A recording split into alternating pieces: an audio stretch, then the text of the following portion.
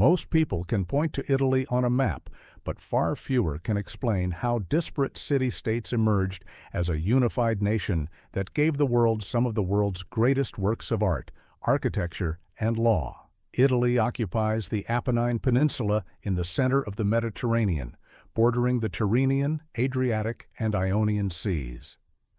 This division of modern Italy into 20 regions is the result of a relatively recent unification, occurring just over a century and a half ago. Today, it is a thriving European power with a population of approximately 60 million and one of the world's largest economies.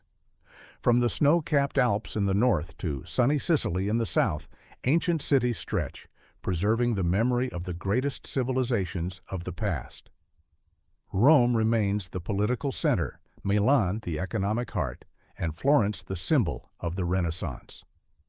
Modern Italy is a republic with a developed industry, a rich cultural heritage, and an influential position in the European Union. However, the root causes of the fragmentation that impeded unity had been developing for many centuries, if not millennia. For much of its history, the territory of modern Italy was shaped by invasions, wars, religious schisms, and political intrigue. Who could have imagined that this land, divided for centuries into dozens of warring principalities, would become the birthplace of an empire that conquered the entire known world? It was here that a civilization was born, whose laws, architecture, and language determined the development of all of Europe for millennia to come. This is the history of Italy. Subscribe to our channel to learn about the most captivating twists and turns in world history, and discover secrets hidden for centuries in the stones of ancient cities. Every era of this amazing land is filled with dramatic events, heroic deeds, and brilliant discoveries that changed the course of global civilization. In the most ancient layers of the Italian peninsula, archaeologists are finding traces of the first settlers who arrived here hundreds of thousands of years ago. Paleolithic sites testify to the continuous human presence in these lands since ancient times. During the Neolithic era, the first agricultural settlements emerged, whose inhabitants mastered pottery, weaving, and metalworking. By the Bronze Age, various cultures had emerged in the territory of modern-day Italy, leaving behind fortified settlements and a developed system of trade links. The Italic tribes, the Latins, Sabines, Samnites, and Ligures, created the first organized societies in the river valleys and hills of the peninsula. Each tribe had its own traditions, gods, and customs, but they were all united by the common destiny of sharing a common land. Greek colonists in the 8th and 7th centuries BC founded numerous cities in the southern peninsula and in Sicily, bringing with them writing, philosophy, and art. This region became known as Magna Graecia and became an important center of Hellenic culture in the western Mediterranean. However, true history begins with a mysterious people, the Etruscans. In the 8th century BC, a highly developed civilization emerged in the area between the Arno and Tiber rivers, centuries ahead of its time. The Etruscans created powerful city-states with advanced metallurgy, trade, and a unique written language. Their cities amazed contemporaries with their wealth and architectural design. Straight streets, stone houses, temples with columns and statues of gods. Etruscan artisans mastered the secrets of working iron, gold, and silver, creating exquisite jewelry and household items. They built roads, aqueducts, and sewer systems, which were later adopted by the Romans. Etruscan religion was based on a complex system of divination and prophecy. Priests interpreted the will of the gods from the flight of birds and the entrails of sacrificial animals. Women in Etruscan society enjoyed far greater freedom than in other ancient civilizations. They participated in feasts, engaged in trade, and even ruled cities. The burials of nobles were accompanied by rich funerary gifts, gold jewelry, weapons, and painted ceramics. 12 major Etruscan cities formed a confederation, each maintaining independence in its internal affairs. Caere, Tarquini, Volci, Vetulonia, Populonia, Volterra, Clusium, Perugia, Cortona, Arretium, Volaterrae, and Faesulae controlled maritime trade in the western Mediterranean. Etruscan merchants reached the shores of Spain, North Africa, and Asia Minor, spreading their products and cultural influences. Their fleets competed with Greek and Phoenician fleets for dominance of the sea routes. What allowed a small settlement to eclipse the fame of great teachers? A small settlement on the hills above the Tiber River, founded, according to legend, in 753 BC, gradually transformed into a center that would change the fate of the entire peninsula. The first centuries of Rome's existence are associated with the rule of the Etruscan kings who transformed a small village into a fortified city. Romulus, Numa Pompilius, Tullus Hostilius, and other semi-legendary rulers laid the foundations of Roman statehood, creating the first laws and religious rites. It was from the Etruscans that the Romans adopted many elements of their government, including the office of consul, the system of magistracies, religious rituals, and architectural principles. The Etruscan kings taught the Romans how to build temples, lay roads, organize an army, and govern conquered territories. The last king, Tarquinius Superbus, was exiled in 509 BC after a patrician revolt against tyranny. This event marked the beginning of the Roman Republic, a unique political system based on the separation of powers. The Romans swore an oath never to allow personal rule again and created a complex system of checks and balances. 2 consuls were elected for 1 year and wielded supreme executive authority, but each could veto the decisions of their colleague. The Senate, composed of former magistrates, advised on the most important matters of domestic and foreign policy. Popular assemblies passed laws and elected officials. This system allowed for the mobilization of the resources of the entire society to wage wars and govern conquered territories.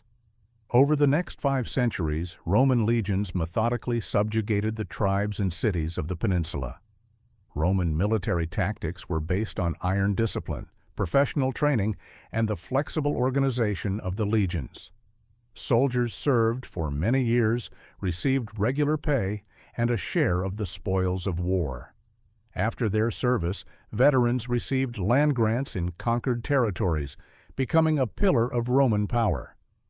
By the 3rd century BC, the entire territory of modern-day Italy, from the Alps to Sicily, was under Roman rule. However, Rome's true test awaited it in its confrontation with Carthage, a powerful maritime power in North Africa. The 3 Punic Wars lasted for over a century and required a colossal effort from the Romans. The Carthaginians controlled the western Mediterranean, their navy dominated the sea routes, and their trading posts stretched from Spain to Asia Minor. A clash between the 2 great powers was inevitable as their interests intersected in Sicily and the western Mediterranean. The First Punic War lasted 24 years, fought primarily at sea and in Sicily. The Romans, lacking a navy, built warships modeled on a captured Carthaginian vessel and won a series of naval victories. Ultimately, Carthage lost Sicily, which became Rome's first province. The Second Punic War marked the most dramatic moment in Roman history. In 218 BC, the great Carthaginian general Hannibal made an unprecedented crossing of the Alps with an army and war elephants. How could the Romans stand against a genius who inflicted defeat after defeat on them? Hannibal routed the Romans at Ticinus, Trebia, Lake Trasimene, and inflicted a crushing defeat at Cannae, where approximately 70,000 Roman soldiers perished. It seemed Rome was doomed, and many allies defected to the Carthaginians. However, the Romans demonstrated remarkable resilience and refused to make peace even after suffering crushing defeats. They adopted a protracted war tactic, avoiding decisive battles and wearing down the enemy. Gradually, the Romans shifted their military operations to Spain and Africa, forcing the Carthaginians to recall Hannibal to defend their home city. In 202 BC, at Zama, The Roman general Scipio routed the Carthaginian army, and Hannibal fled to the court of the Syrian king. The Third Punic War ended with the complete destruction of Carthage in 146 BC. The city was razed to the ground, its inhabitants sold into slavery, and the land salted to prevent anything from growing there. Victories opened up boundless opportunities for Rome's expansion. Roman legions conquered Greece, subjugating the Macedonian kings and defeating the Achaean League. In Asia Minor, the Romans defeated King Antiochus III and forced the Seleucids to abandon their western holdings. In Gaul, Julius Caesar subjugated the Celtic tribes and extended the republic's borders to the Rhine and the Atlantic Ocean. In Spain, the Romans crushed the last resistance of the Iberian tribes. The wealth of the conquered lands flowed like a golden stream to Rome, turning it into the greatest city of the ancient world. But prosperity also brought new problems that ultimately destroyed the Republic. The traditional Roman society of peasant warriors was unable to manage the vast empire. Small landowners went bankrupt, unable to compete with the latifundia labored by slaves. Social tensions grew between rich and poor, between the senatorial nobility and the equestrian class. The Gracchi brothers attempted land reforms in the 2nd century BC, but were assassinated by political opponents. These events ushered in an era of civil wars. In the 1st century BC, the Republic was shaken by a series of bloody conflicts between various factions. Marius and Sulla vied for power, using armies as a political weapon. Spartacus's revolt demonstrated that even slaves were capable of challenging Roman might. Catiline's conspiracy nearly led to a radical takeover. Under these circumstances, political leaders emerged who relied on the personal loyalty of their soldiers and their popularity among the people. The first triumvirate between Pompey, Caesar, and Crassus temporarily stabilized the situation, but after Crassus's death in Parthia, war broke out between the two remaining leaders. Julius Caesar, having conquered Gaul and earned fame as an invincible commander, crossed the Rubicon and began a civil war against the Senate and Pompey. Having defeated his opponents at Pharsalus, Thapsus, and Munda, Caesar became sole ruler of Rome. His assassination on the Ides of March 44 BC did not restore the Republic, but led to new civil wars. Could the conspirators have predicted that the dictator's assassination would only hasten the demise of the old order? The second triumvirate of Antony, Octavian, and Lepidus dealt with the Republicans at the Battle of Philippi, where Brutus and Cassius, the main organizers of Caesar's assassination, perished. Then began a struggle between Antony and Octavian for sole power. Antony controlled the eastern provinces and relied on the support of the Egyptian queen Cleopatra, while Octavian dominated the west and presented himself as the defender of Roman traditions. The decisive battle took place at Actium in 31 BC, where Octavian's fleet routed the combined forces of Antony and Cleopatra. The vanquished fled to Egypt, where they committed suicide rather than be captured by the victor. Octavian became the sole ruler of the Roman world and received the honorary title of Augustus from the Senate. The Roman Republic ceased to exist, giving way to an empire that would last for another 5 centuries in the west and over 1,000 years in the east. The reign of Augustus ushered in a period of peace and prosperity known as the Roman Peace. The emperor established an effective system of provincial governance, organized the Praetorian Guard to protect the capital, conducted a census, and established the empire's borders. The greatest poets, Virgil and Ovid, the historian Livy, and the architect Vitruvius, all flourished under his rule. Rome was adorned with magnificent temples, theaters, and forums. Augustus boasted that he had accepted Rome as a brick city and left it a marble one. His successors from the Julio-Claudian dynasty continued to strengthen the empire, although some of them, like Caligula and Nero, became notorious for their cruelty and madcap antics. Under Claudius, the Romans conquered Britain. Under Trajan, the empire reached its greatest extent, incorporating Dacia and Mesopotamia. Roman legions were stationed on the Rhine and Danube, in the Sahara, and on the Euphrates. A unified monetary system, roads, aqueducts, and amphitheaters united the various parts of this vast empire into a single whole. The 2nd century A.D. became the golden age of the Roman Empire.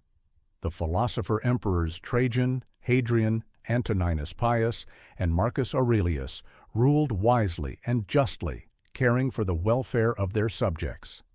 Cities were adorned with magnificent buildings, crafts and trade flourished, roads and bridges were built. Roman law reached its perfection, and its principles formed the basis of the legal systems of many modern states. Latin became the language of education and culture for the entire Western world. However, by the 3rd century, signs of decline became evident. Barbarian tribes increased pressure on the borders, and the economy suffered a crisis due to the depletion of mines and the decline of trade. The army became increasingly barbarian in composition, with soldiers frequently overthrowing emperors and enthroning their own commanders. Over the course of half a century, more than 50 emperors succeeded each other, most of whom died violently. Taxes rose, cities declined, and the population dwindled. At the end of the 3rd century, Diocletian carried out radical reforms, dividing the empire into western and eastern halves for more efficient governance. He introduced a new tax system, strengthened the army, and stabilized the currency.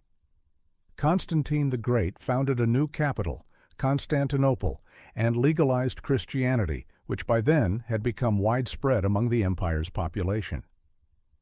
The Christian Church received official status and began to play an increasingly important role in political life, but these measures only delayed the inevitable. The Western Roman Empire was unable to cope with the growing barbarian pressure. The Visigoths sacked Rome in 410 A.D., the Vandals in 455 A.D. Germanic tribes settled on Roman lands as federates, gradually seizing power. The last Western Roman emperor, Romulus Augustulus, was deposed by the Germanic chieftain Odoacer on September 4, 476 A.D., traditionally marking the end of the Western Roman Empire. The territory of modern Italy fell under the rule of barbarian kingdoms. Who could have imagined that after the collapse of the greatest empire of antiquity, the peninsula would become a battleground for various conquerors?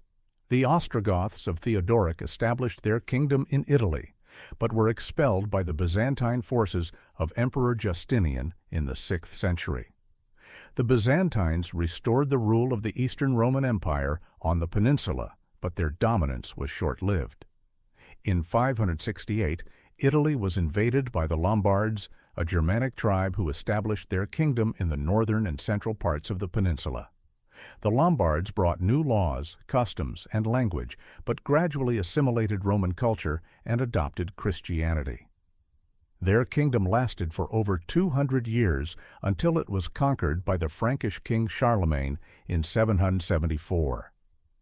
Charlemagne was crowned in Rome as Holy Roman Emperor, restoring, at least nominally, Roman traditions in the West. However, after the collapse of Charlemagne's empire, Italy once again fragmented into a multitude of warring principalities and city-states. Medieval Italy was a diverse mosaic of political entities. In the north, wealthy trading republics rose: Venice, Genoa, Pisa, and Amalfi, controlling Mediterranean trade. Venetian merchants traded with Byzantium and the East, while the Genoese competed with them in the Black Sea and Crimea. Lombard cities, Milan, Bologna, and Florence, developed crafts and banking. In the center of the peninsula lay the Papal States, where popes vied for spiritual and secular power. The Normans dominated the south, conquering Sicily and southern Italy in the 11th century. Robert Guiscard and his descendants established a powerful Sicilian kingdom that competed with the Byzantine Empire and the Arabs for control of the southern Mediterranean. Sicily became a cultural crossroads where Latin, Greek, Arabic, and Norman traditions converged. This cultural synthesis gave birth to unique art and architecture, blending elements of different civilizations. The long standoff between the papacy and the empire defined the political life of medieval Italy. Popes fought for the Church's independence from secular authority, while emperors sought to control ecclesiastical appointments and holdings. This struggle led to a split in Italian society between the Guelphs, supporters of the Pope, and the Ghibellines, supporters of the emperor. Cities and noble families sided with one side or the other, furthering the peninsula's political fragmentation. But it was precisely in these conditions of fragmentation and rivalry that unique cultural achievements were born that changed the face of Europe. In the 12th and 13th centuries, the first universities appeared in Italian cities, in Bologna, Padua, and Naples. Here, Roman law, medicine, and Aristotelian philosophy were studied. The scholastic philosophy of Thomas Aquinas reconciled Christian theology with ancient science. Dante Alighieri created the Divine Comedy, the greatest poem of the Middle Ages, written not in Latin, but in Italian. Why did Italy become the cradle of the Renaissance? The unique combination of ancient heritage, the wealth of trading cities, political rivalry, and cultural diversity created favorable conditions for the flourishing of the arts and sciences. In the 14th century, Francesco Petrarch and Giovanni Boccaccio laid the foundations of humanist culture, turning to the study of classical authors and the celebration of the human personality. Florentine bankers and merchants patronized artists and scientists, fostering an atmosphere of creative competition. The 15th century brought an unprecedented flourishing of Italian art. Brunelleschi created the dome of the Florence Cathedral, a marvel of engineering. Donatello revived ancient sculpture. Masaccio discovered the laws of perspective in painting. Leon Battista Alberti developed a theory of Renaissance architecture based on classical principles. Florence was home to the Platonic Academy, where Plato and the Neoplatonists were studied. Lorenzo de' Medici patronized poets and artists, turning his city into the cultural capital of Europe. The 16th century marked the pinnacle of the Italian Renaissance. Leonardo da Vinci embodied the ideal of the Renaissance man: artist, inventor, scientist, and engineer. His paintings Mona Lisa and The Last Supper became symbols of artistic perfection. Michelangelo Buonarroti created the Statue of David and painted the ceiling of the Sistine Chapel, demonstrating the boundless potential of human genius. Raphael achieved harmony and beauty in his Madonnas and Vatican frescoes. Not only art but also science experienced a revolution in Renaissance Italy. Nicolaus Copernicus, working at Italian universities, developed the heliocentric system of the universe. Galileo Galilei invented the telescope and discovered the moons of Jupiter, confirming Copernicus's theories. Giordano Bruno developed the idea of the infinity of the universe, for which he was burned at the stake by the Inquisition. Italian anatomists studied the structure of the human body. Geographers mapped new lands, and mathematicians developed algebra and geometry. However, political fragmentation made Italy easy prey for foreign conquerors. At the end of the 15th century, the French king Charles VIII invaded Italy, initiating a series of Italian wars that lasted over 60 years. The French, Spanish, Germans, and Swiss fought on Italian soil for dominance over wealthy cities and principalities. Rome was sacked by imperial troops in 1527, shocking all of Europe. As a result of these wars, a significant portion of Italy fell under Spanish rule. The Kingdom of Naples, Sicily, Sardinia, and Milan became Spanish possessions. The Pope retained power in central Italy, and Venice maintained its independence in the northeast, but the peninsula's political unity was completely destroyed. Spanish rule brought economic decline, religious intolerance, and cultural stagnation. Italy was transformed from the center of European culture into a province of the Spanish Empire. The 17th and 18th centuries were a period of decline and stagnation for much of Italy. Spanish viceroys governed the southern regions in the interests of Madrid, draining resources and suppressing local initiative. The Counter-Reformation strengthened the influence of the Catholic Church. The Inquisition persecuted dissent and hindered the development of science. The economy suffered a crisis due to the shift of trade routes to the Atlantic and competition from northern countries. Only in the northern regions, Venice, Genoa, and Tuscany, were elements of former prosperity preserved. The Venetian Republic continued to trade with the East, although it had lost its former power. Genoese bankers financed the Spanish monarchy, receiving trade privileges in return. Tuscany, under the Medici, patronized the arts and sciences. Galileo worked here, and experimental physics developed there. How did a fragmented and weakened Italy manage to revive and regain unity? The Napoleonic Wars of the late 18th and early 19th centuries provided the impetus for this awakening. French revolutionary armies invaded Italy in 1796, crushing the old regimes and proclaiming new republics modeled on the French model.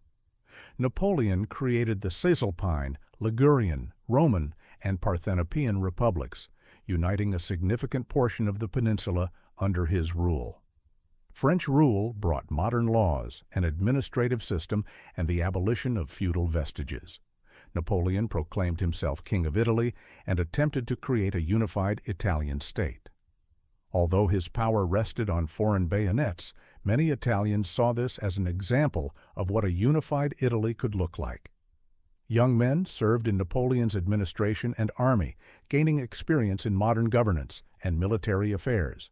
After Napoleon's fall in 1814-1815, the Congress of Vienna restored the old order in Italy. Austria gained Lombardy and Venice, the Bourbons returned to Naples and Parma, and the Pope reasserted authority in the Roman Empire. However, the seeds of change had already been sown. Secret societies of Carbonari spread throughout Italy, their members dreaming of constitutional government and national unity.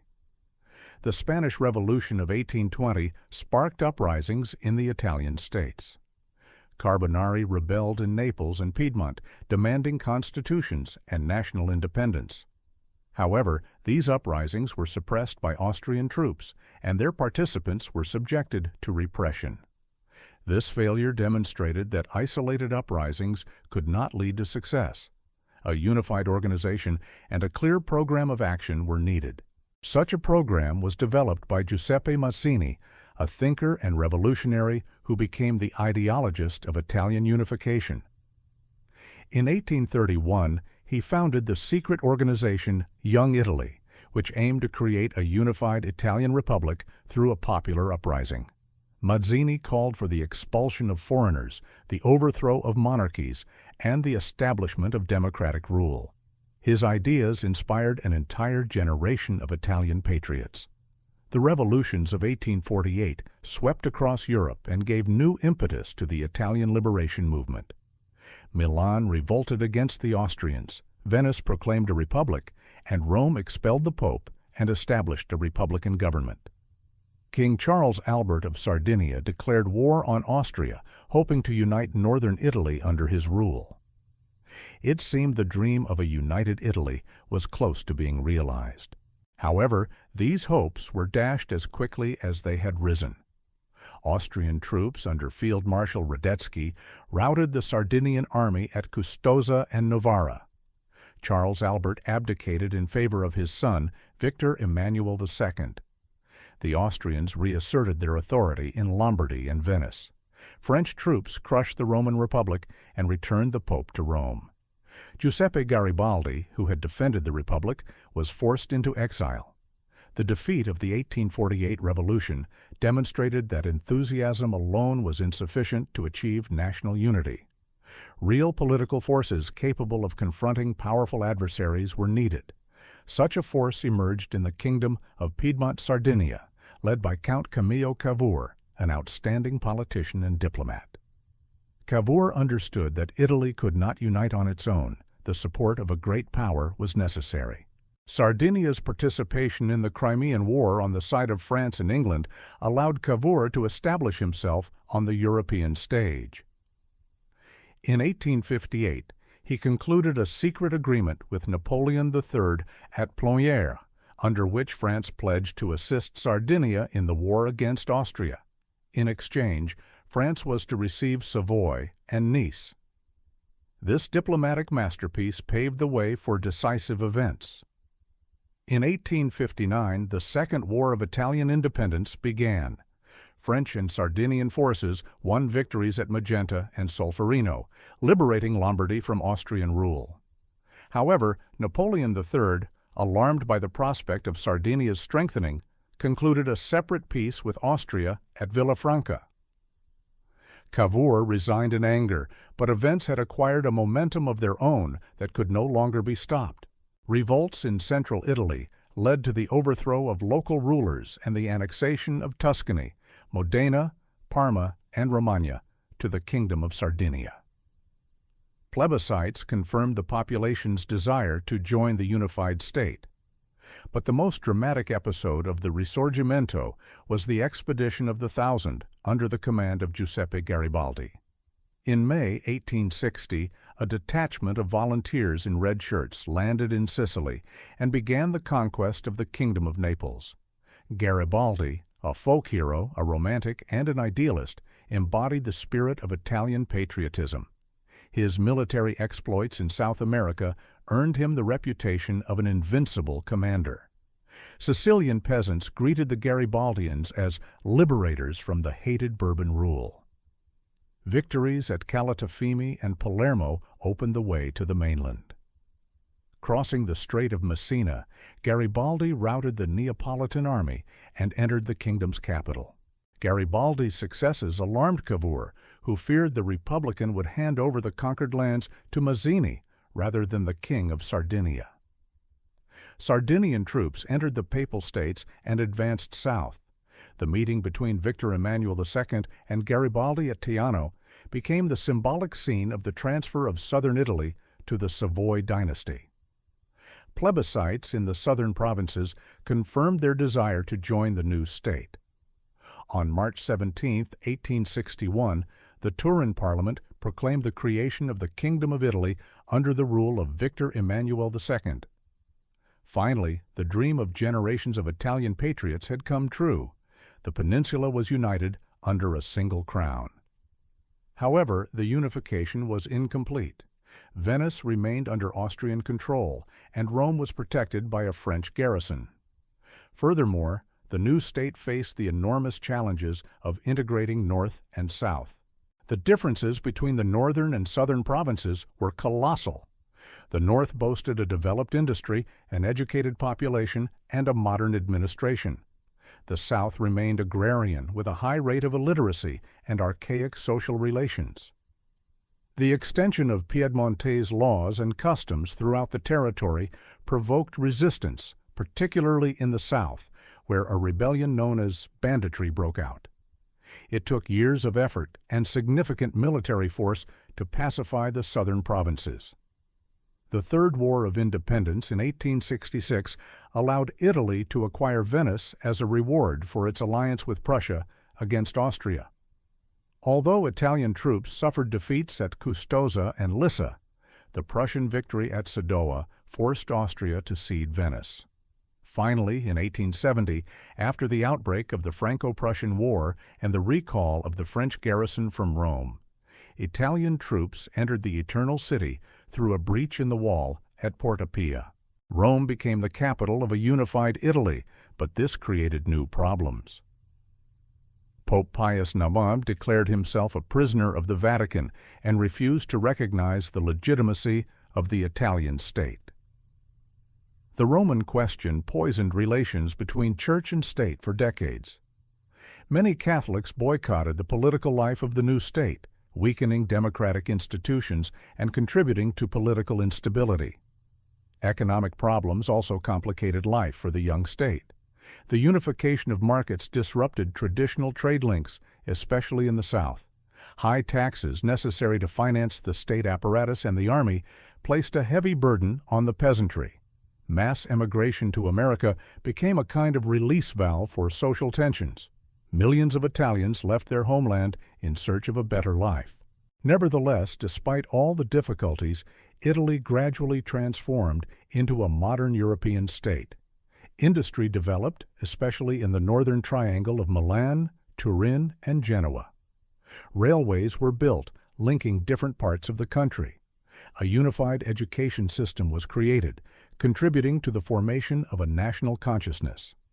The Italian language, based on the Tuscan dialect, gradually replaced local vernaculars. In foreign policy, Italy sought to establish itself among the great powers. The Triple Alliance with Germany and Austria-Hungary in 1882 ensured security, but ran counter to national interests due to the conflict with Austria over the unredeemed lands of Trentino and Trieste. Colonial adventures in Africa, the conquest of Eritrea, the failed attempt to subjugate Ethiopia, and the seizure of Libya drained the country's resources for dubious gains. At the turn of the 20th century, Italy experienced a period of rapid economic growth, dubbed the Giolitti economic miracle after Prime Minister Giovanni Giolitti. Metallurgy, mechanical engineering, and the chemical industry developed. Fiat began mass-producing automobiles, and Pirelli became the largest tire manufacturer in Europe. Hydroelectric power stations in the Alps provided energy for northern factories. However, social contradictions continued to escalate. The labor movement organized into trade unions and socialist parties, demanding improved working conditions and political rights.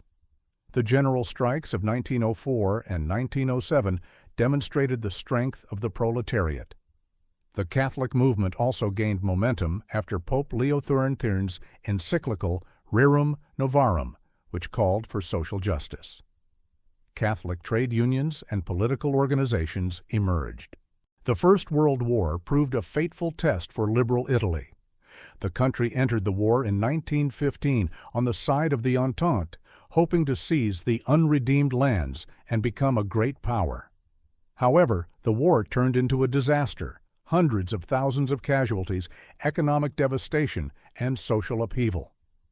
The defeat at Caporetto in 1917 nearly led to the collapse of the front. Only the heroism of soldiers on the Piave River saved the country from total defeat. Victory came at a high price, and its fruits were bitter. Italy received Trentino, South Tyrol, Trieste, and Istria, but other promised territories remained inaccessible. The warrior poet Gabriele D'Annunzio seized Fiume, protesting the mutilated victory. The economic crisis, inflation, and unemployment created fertile ground for radical movements. Socialists demanded a revolution on the Russian model, while nationalists blamed the liberal system for national humiliation. Under these circumstances, Benito Mussolini, a former socialist turned extreme nationalist, emerged onto the political scene. In 1919, he founded fascist militias that used violence against socialists and trade unions. The fascists presented themselves as defenders of order and national dignity, attracting the support of war veterans, the petty bourgeoisie, and some workers. The March on Rome in October 1922 brought Mussolini to power. Initially, Mussolini ruled in coalition with liberals and Catholics, but gradually established a dictatorship. The assassination of socialist MP Giacomo Matteotti in 1924 was a turning point. The opposition declared a boycott of Parliament, but this only made it easier for the fascists to seize complete power. Political parties and the free press were banned, a secret police was created, and censorship was instituted. The fascist dictatorship relied on mass organizations that encompassed all segments of the population, from children to adults. A cult of Deuce's personality was created, and ideas of Italian greatness and the revival of the Roman Empire were propagated. The corporate state was supposed to reconcile class contradictions under the leadership of the fascist party. In practice, this meant subordinating trade unions to the state and suppressing all forms of independent political activity. Mussolini's foreign policy became increasingly aggressive. The conquest of Ethiopia in 1935-1936 gave Italy an African empire, but led to international isolation. The League of Nations imposed sanctions on Italy, pushing Mussolini toward rapprochement with Nazi Germany. The Rome-Berlin axis became the foundation of an aggressive bloc that threatened peace in Europe. Did the Italians really support the Duce's adventurist policies? Entering World War II on Germany's side in June 1940 was a fatal mistake. The Italian army was poorly prepared for modern warfare, and its economy was incapable of sustaining a protracted conflict. Defeats in Greece, North Africa, and Russia exposed the weakness of the fascist regime. Allied bombings devastated Italian cities, and partisan movements swept through the occupied territories. The Allied landing in Sicily in July 1943 hastened the collapse of the regime. King Victor Emmanuel III removed Mussolini from power and appointed Marshal Badoglio as prime minister. Italy left the war and sided with the Allies, but the Germans occupied most of the country. Mussolini, freed by German paratroopers, created the puppet Italian Social Republic in the north. The final 2 years of the war became a period of civil war and national resistance. Partisans fought against the Germans and fascists, liberating entire regions. Communists, socialists, liberals, and Catholics united in the National Liberation Committee. This struggle became the Second Risorgimento, reviving national unity and democratic traditions.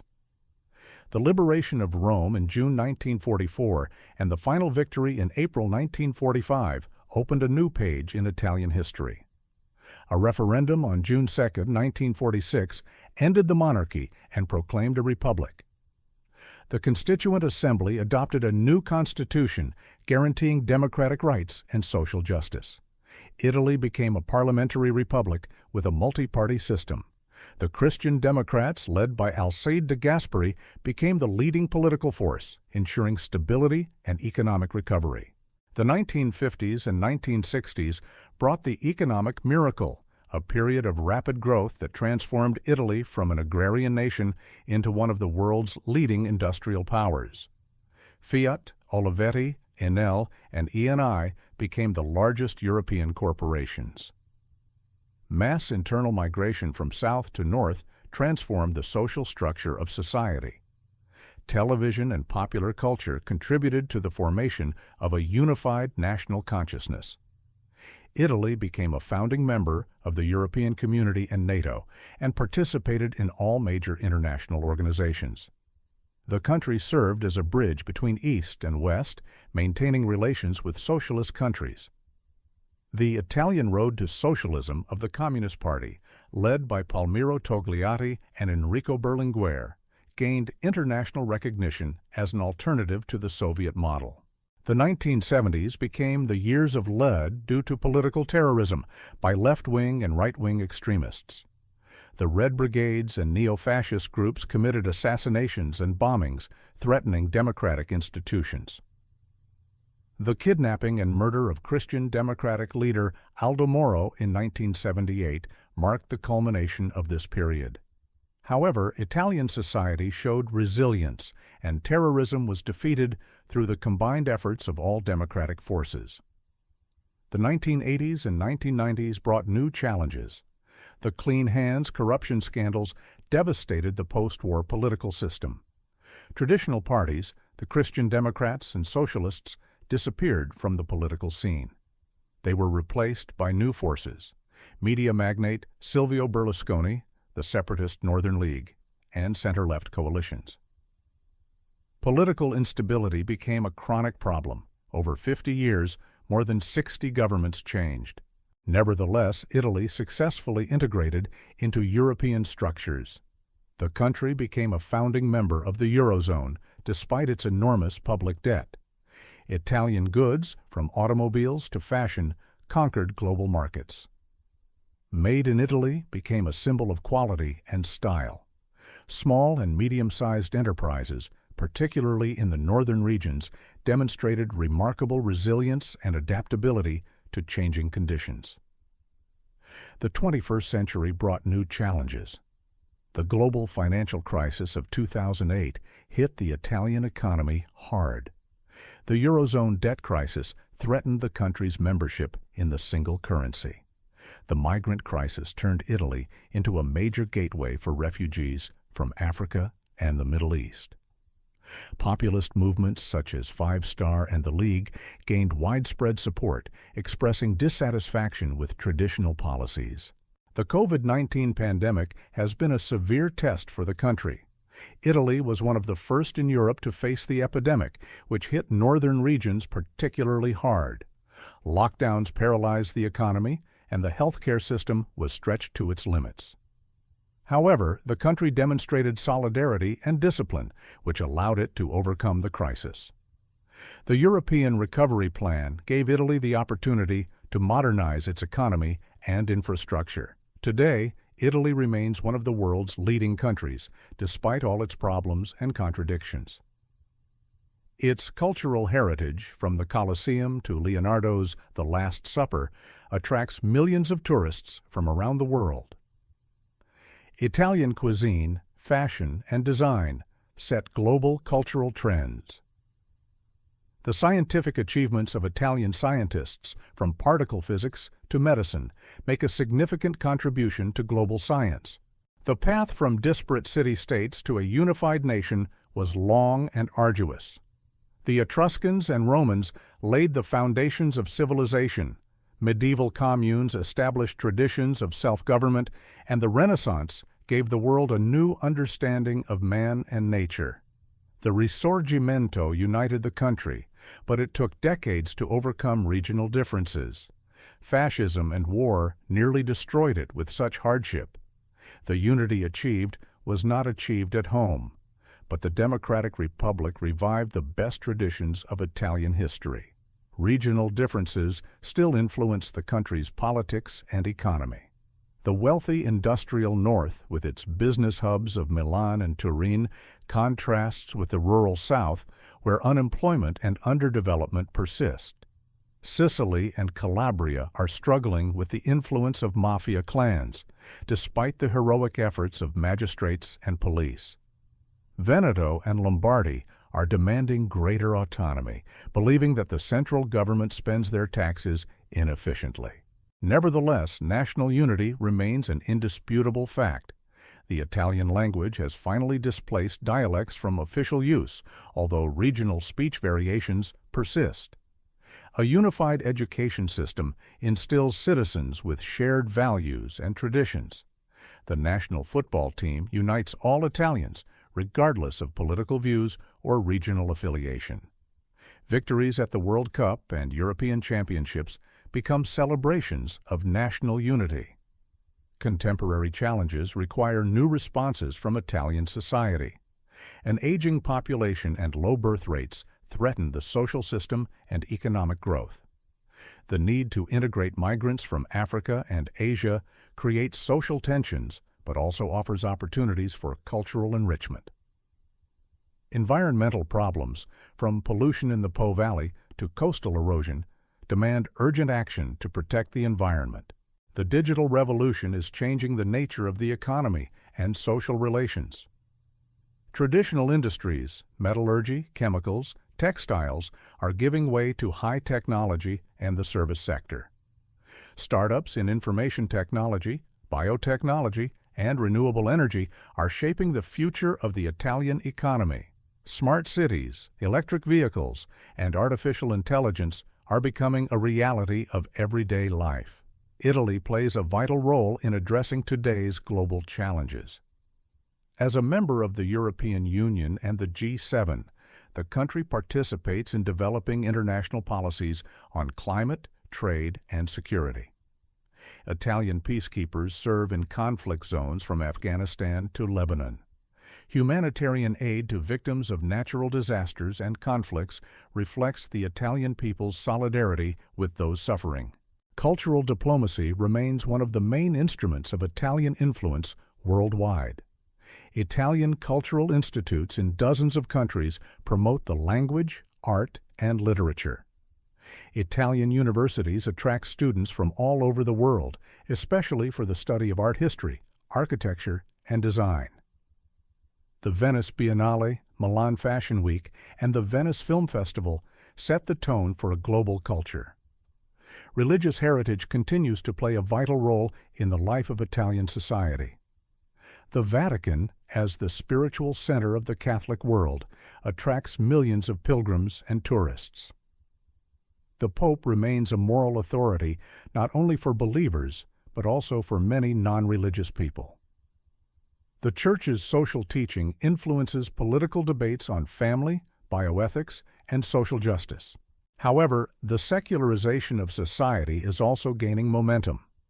Church attendance is declining, especially among young people. The liberalization of laws on divorce, abortion, and same-sex unions reflects changing social values.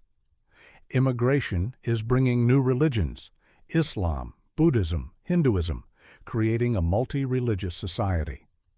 Women are playing an increasingly important role in Italian politics, economics, and culture. For the first time in the country's history, a woman may become president. The proportion of women in government and parliament is growing. Businesses headed by women are showing strong results. The movement for gender equality is gaining momentum, despite resistance from traditionalists. Young people face particular challenges in modern Italy. High unemployment among those under 30 forces many to emigrate in search of work. A brain drain is depriving the country of talented professionals.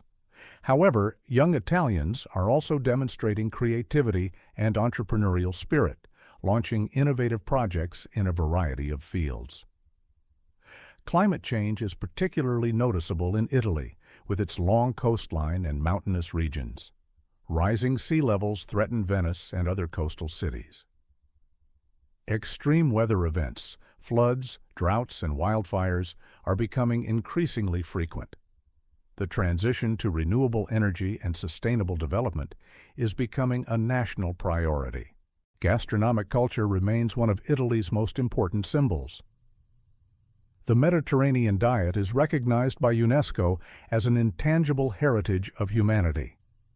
Italian chefs work in the world's finest restaurants, promoting the traditions of their national cuisine. Slow food, as a philosophy of life, resists the globalization of fast food. Local products with protected designations, Parma ham, Gorgonzola, and Chianti, have conquered global markets. Sport unites Italians of all generations and social classes.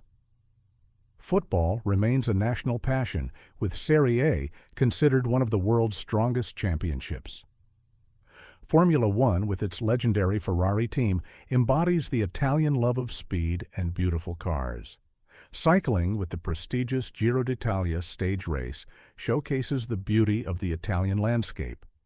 Winter sports in the Alps and Dolomites attract athletes and tourists from around the world. The media is undergoing a revolution in the age of the Internet and social media. Traditional newspapers and television channels are losing audiences, especially among young people. Bloggers and influencers are shaping public opinion on many issues. Combating fake news and disinformation is becoming a crucial task for democratic societies. The healthcare system, established in the 1970s, provides universal access to medical care. Italian doctors and medical centers have a global reputation in cardiac surgery, oncology, and transplantation. However, an aging population and chronic diseases are placing increasing strain on healthcare budgets. Reforms are needed to ensure the sustainability of the system. Education remains key to the country's future. Italian universities have a long tradition. The University of Bologna is considered the oldest in Europe. However, the education system needs to be modernized to meet the demands of the digital economy. Underfunding of science and higher education is hindering innovative development. Tourism plays a vital role in the Italian economy. The country ranks 5th in the world in terms of annual tourist arrivals. Rome, Florence, Venice, and Naples are among the most popular tourist destinations. However, mass tourism poses challenges to the preservation of cultural heritage and the quality of life of local residents. A balance is needed between economic benefits and the preservation of authenticity. The mafia remains a serious problem, especially in the southern regions. Cosa Nostra in Sicily, the 'Ndrangheta in Calabria, and the Camorra in Campania control a significant portion of the shadow economy. The fight against organized crime requires the ongoing efforts of law enforcement and civil society. Heroes of the anti-mafia struggle, Judges Giovanni Falcone and Paolo Borsellino, and General Carlo Alberto Dalla Chiesa, have become symbols of resistance to evil. Art and culture continue to evolve, drawing on rich traditions. Italian cinema is experiencing a new flowering thanks to talented directors winning acclaim at international festivals. Contemporary architecture combines innovation with respect for historical heritage. The design of furniture, automobiles, and household appliances remains a benchmark for elegance and functionality. Science and technology are advancing at leading research centers and universities. Italian physicists work at CERN, studying the fundamental laws of nature.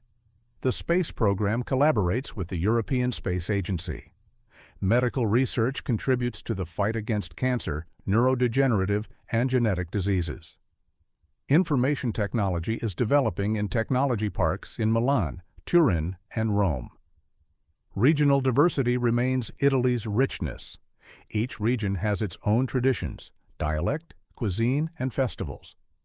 Venice with its canals and palazzos, Tuscany with its hills and vineyards, Sicily with its volcanoes and ancient temples.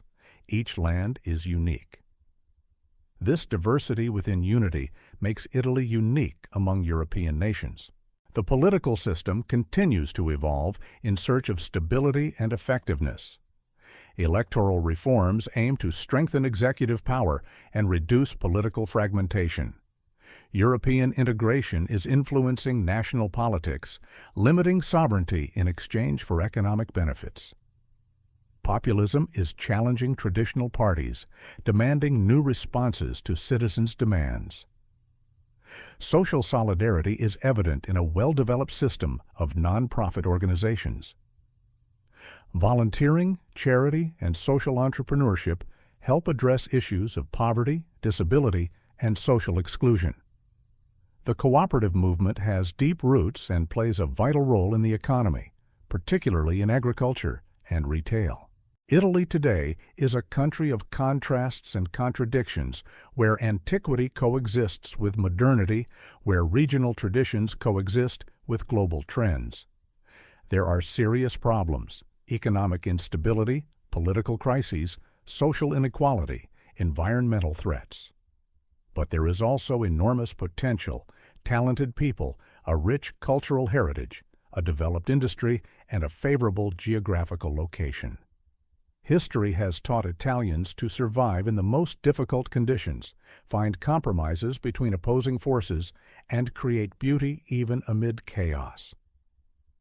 These qualities will help the country overcome modern challenges and build a better future for future generations. The unity in diversity achieved during the Risorgimento remains the foundation of national identity. The journey from the Etruscan city-states through the grandeur of the Roman Empire, the fragmentation of the Middle Ages, the splendor of the Renaissance, the trials of unification, and the tragedy of fascism to modern democracy demonstrates the remarkable resilience of Italian civilization. Each era added new features to the national character, shaping a unique culture that continues to inspire the world. The philosophical legacy of millennia teaches us that history doesn't move in a straight line.